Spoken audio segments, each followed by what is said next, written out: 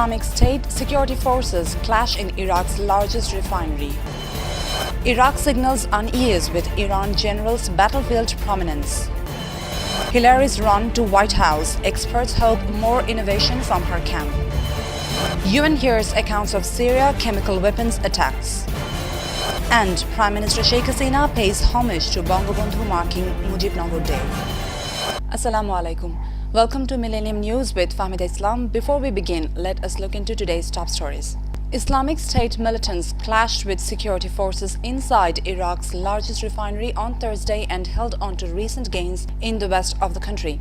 As Prime Minister Haider al-Abadi said, the extremist group remained very dangerous. The insurgents suffered a major defeat this month when Iraqi troops and Shia paramilitaries routed them from the city of Tikrit, but are now striking back at Baiji refinery and in the western province of Anbar. Baiji was attacked several days ago by the militants who blasted their way through the perimeter and took control of several installations, including a distribution point and storage tanks. They have managed to hold those parts of Baiji.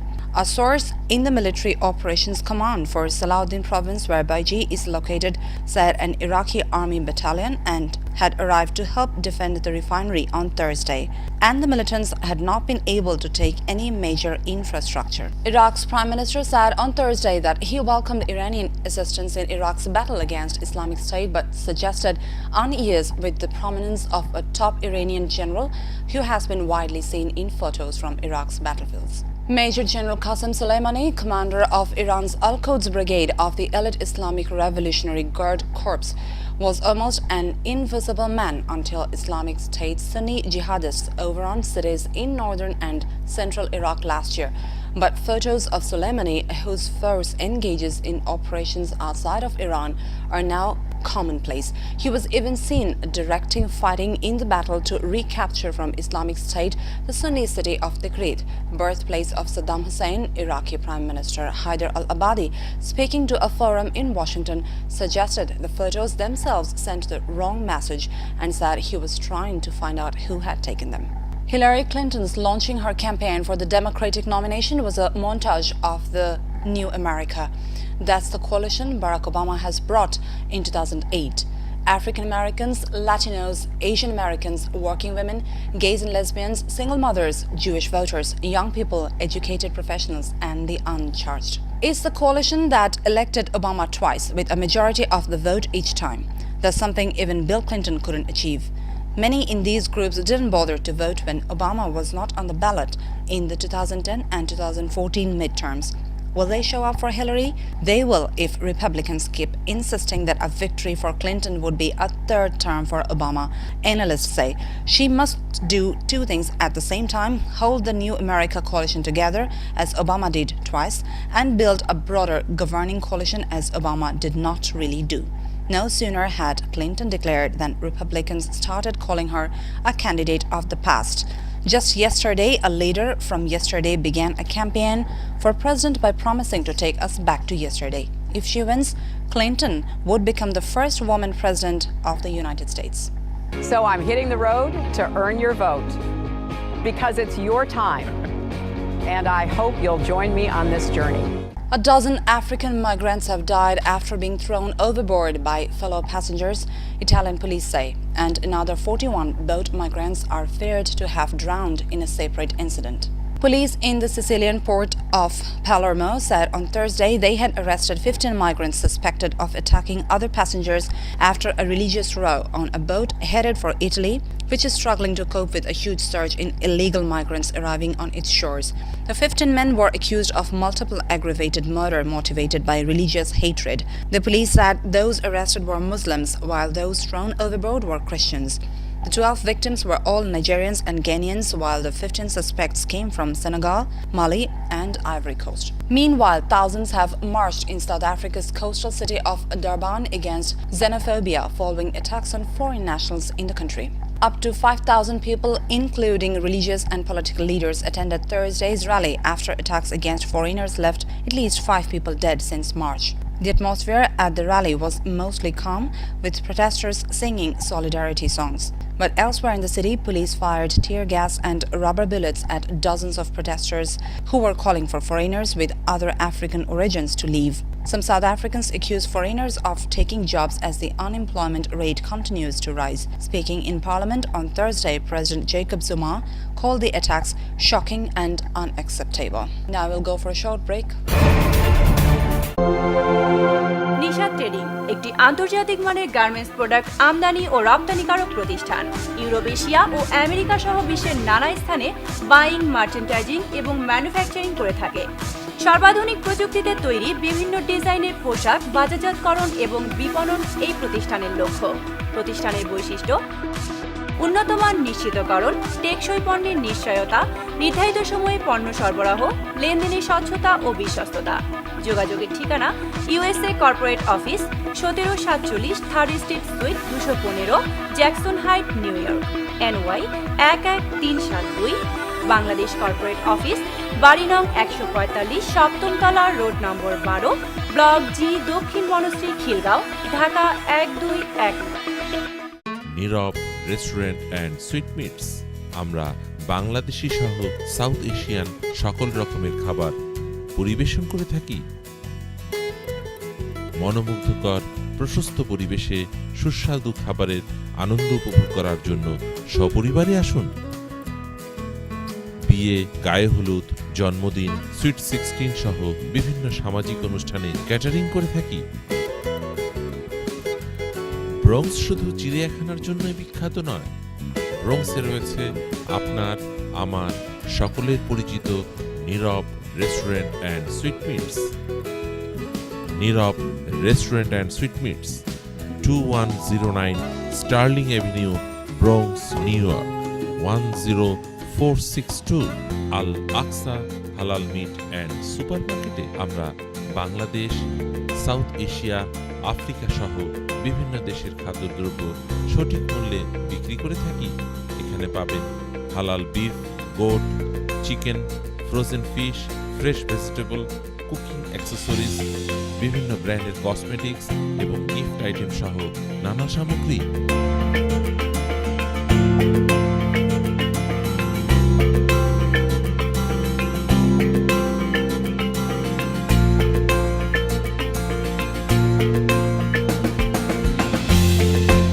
Al Aqsa Halal Meat and supermarket, 2109 Sterling Avenue, Bronx, New York, 10462।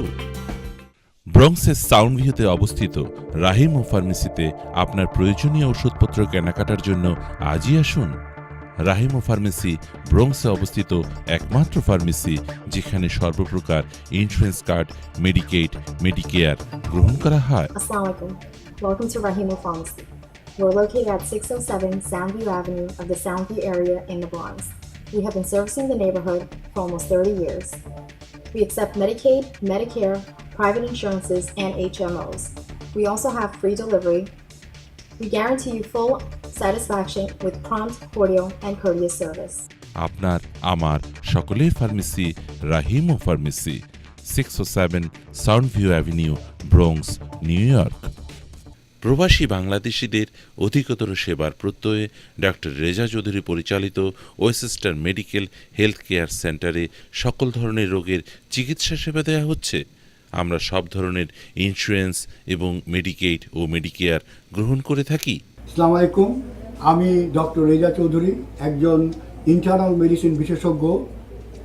আমি প্রায় দীর্ঘ 10 বছর যাবৎ ব্রঙ্কসের পার্চেস্টার এলাকায় চিকিৎসা দিয়ে আসছি।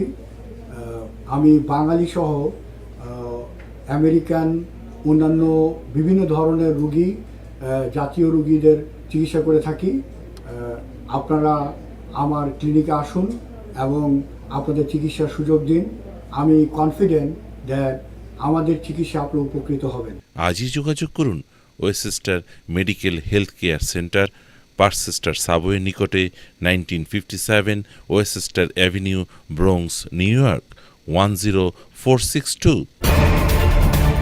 Welcome to Millennium News again. The UN Security Council has heard first-hand accounts from Syrian doctors of alleged chemical weapons attacks in their country. US Ambassador to the UN Samantha Power told reporters following the closed-door meeting on Thursday that the Security Council will now seek to identify those behind the attacks and ensure they face justice. Power said council members became very emotional while watching a video of the doctors struggling to save children who were vomiting and choking. If there was a dry eye in the room, I didn't see it, she said. The United States, along with Britain and France, accused President Bashar al-Assad's regime of using chlorine gas against civilians, but Russia maintains there is no firm evidence that Damascus is responsible. The International Monetary Fund (IMF) has ruled out giving Greece an extension for its debt repayment. Greece has to repay the IMF about €1 billion, $1.1 billion by early May. IMF Managing Director Christine Lagarde suggested the issue had been raised and had been flatly rejected. We have been able to express and explain the policy of the IMF in terms of payment delays and give the precedents and history about that to Greek Finance Minister Mr. Varoufakis, Lagarde said. Payment delays have not been granted by the board of the IMF in the last 30 years. It's clearly not a course of action that would actually fit or be recommendable in the current situation. Athens denied reports that it had asked to put off the repayments to the IMF to buy time.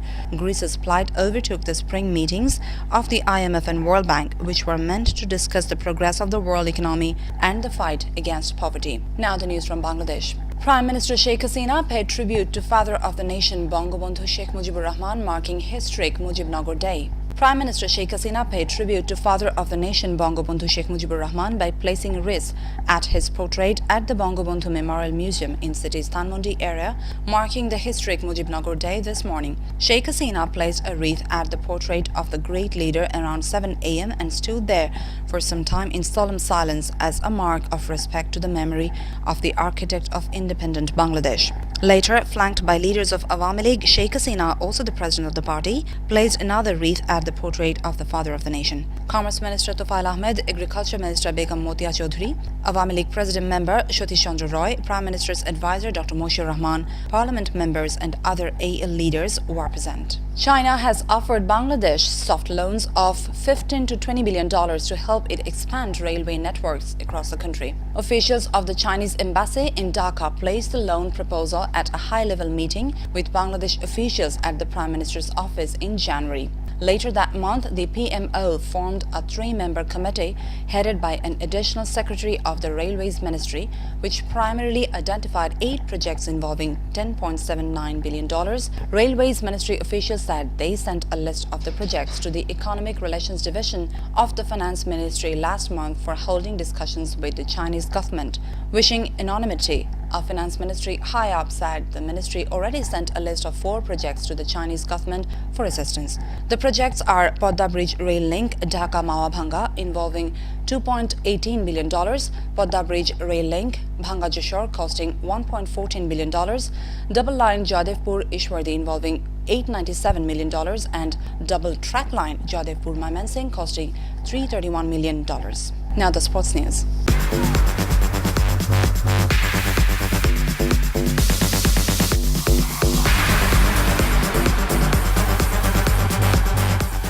In cricket, Gary Balance's century and a stunning Chris Jordan catch set up England's victory push in the first test against West Indies in Antigua. Balance hit 122, Joe Root 59 and Joe Butler a rapid unbeaten 59 to help the tourists declare on 333 for 7.